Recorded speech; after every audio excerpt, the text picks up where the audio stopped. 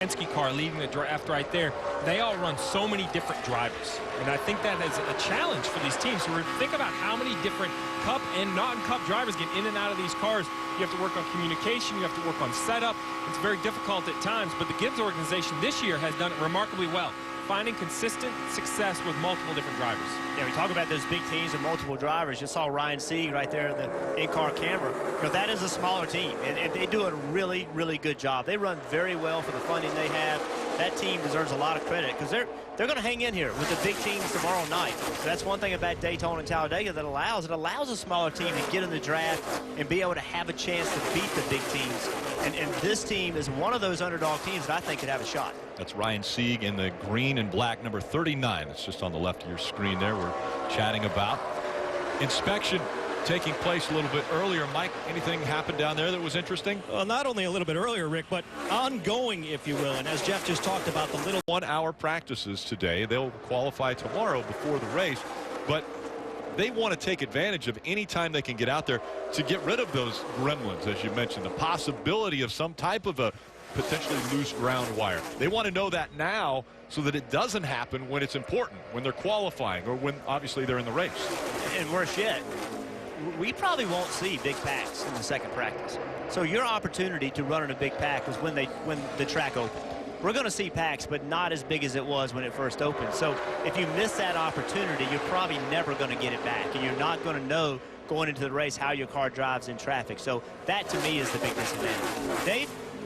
And Jeff, to Rick's point on troubleshooting during these laps that you have, guys are also going to be out making single car runs maybe after this pack racing just to check out the tire and wheel situation. You know, the tires are mounted on wheels. There are wheel balancers. And when you go at these high rates of speed, sometimes things are just off a little bit, and they're going to run these cars around maybe for a lap, not for a qualifying mock run, but just to make sure all the tires and wheels and wheel weights are where they should be and how it feels correctly. And if you do have a vibration, it can drive a driver crazy. I mean, you don't know what the problem is. You don't know if the wheel's loose. You don't know if you have a drive shaft.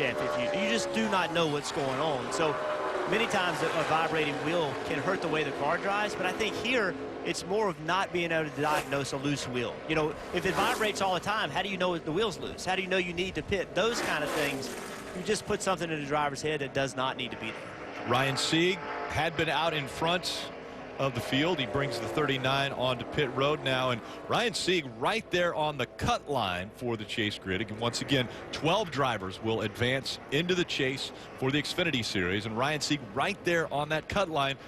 Once again, another driver gets a win. Ryan Sieg gets bumped out. Yeah, and Ryan Sieg, you know, surprisingly, this may be one of his strongest tracks. He finished inside the top 10 here twice, has a career best finish of third. That's what you know, Ryan needs to do when he only a 9-point cushion. Still 12 races. Right. A lot of points to be gained and lost over the summer. But Daytona is one of those places that you can get big chunks. If there's a big accident, or not even just a big accident, a green-white checker. In 2 laps, 5 miles, we see cars moving 10, 15, 20 positions front and back. You have to fight for every position. Every position's a point, Rick. They're all going to matter when the chase cutoff comes. 12. As we mentioned, that'll be the final round that'll go. 26 cars out of 43 have taken time. Ryan Sieg is on track now in the 39. We've spoken about this young man before. The team stepping it up this year with limited resources, getting sponsorship on the car, and always at the restrictor plate tracks, you see Sieg in the mix. He's really a talented driver. We see him at so many different type tracks, doing well with less than what a lot of the people that he's competing with and around. I just think that he has a chance to win. He understands his type racing really well, the air, the draft, and to see him here in the mix tonight with an opportunity, you know, is it going to be a chance to win? I don't know. We'll have to see that. He has that ability to do that, but just to get a good solid finish and a lot of points to where he can secure his spot in the chase a little bit more. Yeah, it would be great to see a team like this in the chase. And you can see over on the right, he's in the red compared to Jeff Green, who is 12th quickest, so he's not going to make the final round here this afternoon. He is, however, 12th in championship points, so the Xfinity chase well within reach for this young man. You know, we're going to look at this, you know, and we saw the points earlier for the chase and leading into the chase, and we picked out a couple of these guys and talked about them. There is a big gap between a Joe Gibbs day. Yeah. But it has been feast or famine for Eric Jones this year. 2 wins already, but also finishes outside the top 20. Oh, definitely to what just happened with him.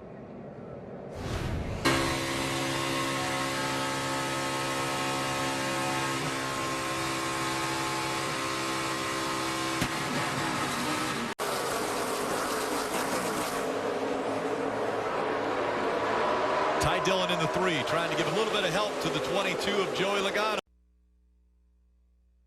Running well at Super Speedway. Yeah, Ryan Sieg. We've seen there's several cars here, lower funded teams. Ryan Sieg does a really good job every week, gets the most out of his equipment.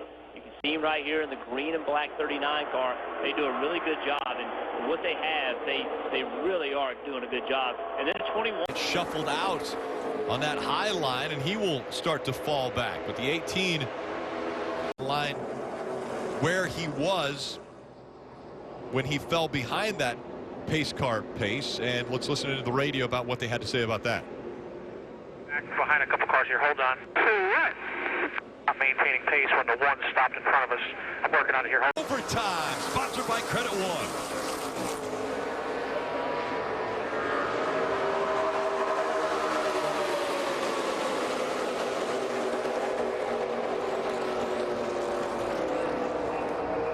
Through 1 and 2.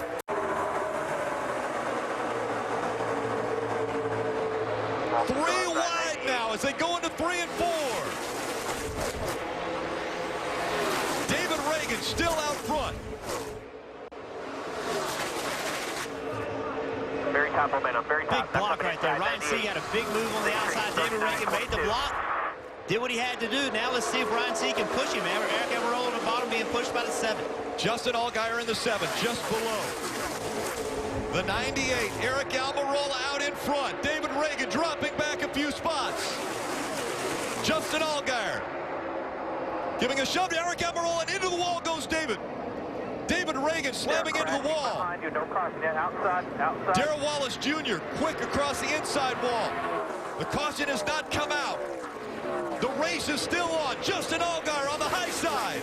Eric Almirola on the bottom of the racetrack. Coming at it, turn 4.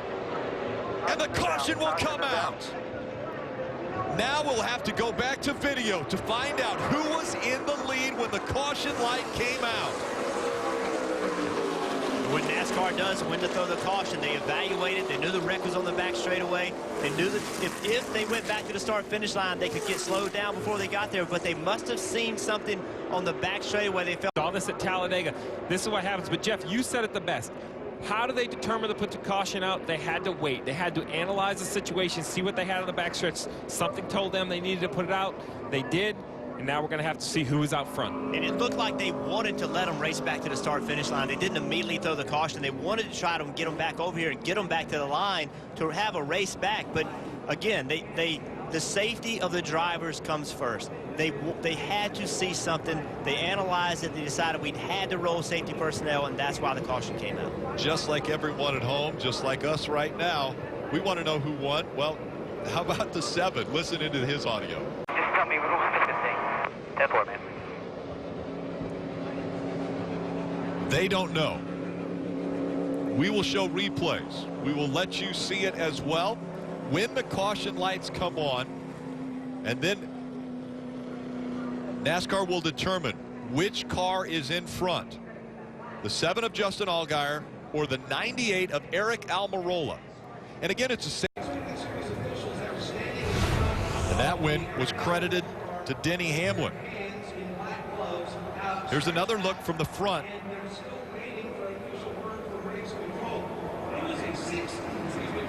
That is so close. From this perspective, once again, you can't get the depth perception.